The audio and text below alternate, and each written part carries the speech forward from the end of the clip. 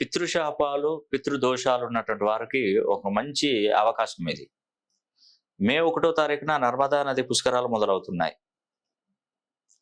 ఆ టైంలో గనక మనము గురుడు మేషంలో ఉన్నటువంటి గురుడు వృషభ రాశిలోకి ప్రవేశించిన టైము నర్మదా నది పుష్కరాలు.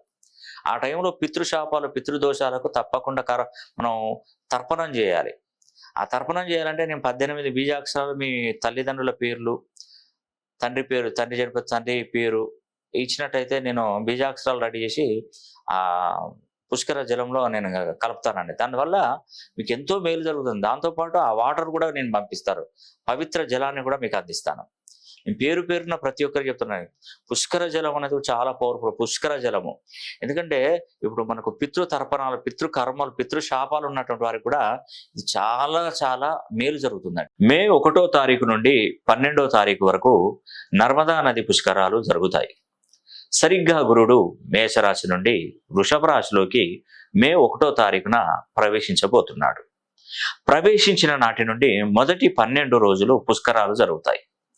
వృషభ రాశిలోకి గురువుడు ప్రవేశించాడు కాబట్టి నర్మదా నది పుష్కరాలు ప్రారంభమవుతాయి. నర్మదా నది తీరమునే ప్రముఖ జ్యోతిర్లింగ క్షేత్రమైన ఓంకారేశ్వర జ్యోతిర్లింగ క్షేత్రం ఉంది. పుష్కరాలలో బీజాక్షరాలు నిమజ్జనం చేసిన వారికి కలిగేటువంటి ప్రయోజనాలు.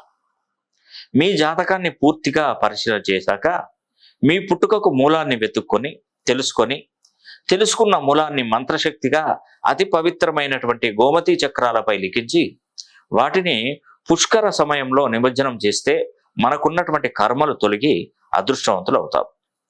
అదేవిధంగా పితృశాపాలు తొలగిపోతాయి. పితృకర్మలు, పితృశాపాలు, కాలసర్పదోష, కుజదోష నివారణ, శిశు హత్యా పాతకం, చెడు దృష్టి నుండి విముక్తి, చేసినటువంటి పాపాలకు ప్రక్షాళన జరిగి లక్ష్మీదేవి అనుగ్రహం కలుగుతుంది. ఈ పుష్కరాలు మధ్యప్రదేశ్లో గల నర్మదా నది తీరంలో వెలిసిన ఓంకారేశ్వర జ్యోతిర్లింగ క్షేత్రం నుండి మొదలవుతాయి. పుష్కరాలకు వెళ్ళలేని వారు మాకు తెలియపరచండి. మీ గోత్రనామాల మీద బీజాక్షరాలు లిఖించి నర్మదా నది పుష్కరాలలో నిమజ్జనం చేసి పవిత్ర నర్మదా నది పుష్కర జలాన్ని మీ ఇంటికే అందజేస్తాం. ఈ అవకాశాన్ని ప్రతి ఒక్కరు సద్వినియోగం చేసుకొని మరి వివరాలకై మా ఆఫీసు నెంబర్లకు సంప్రదించండి.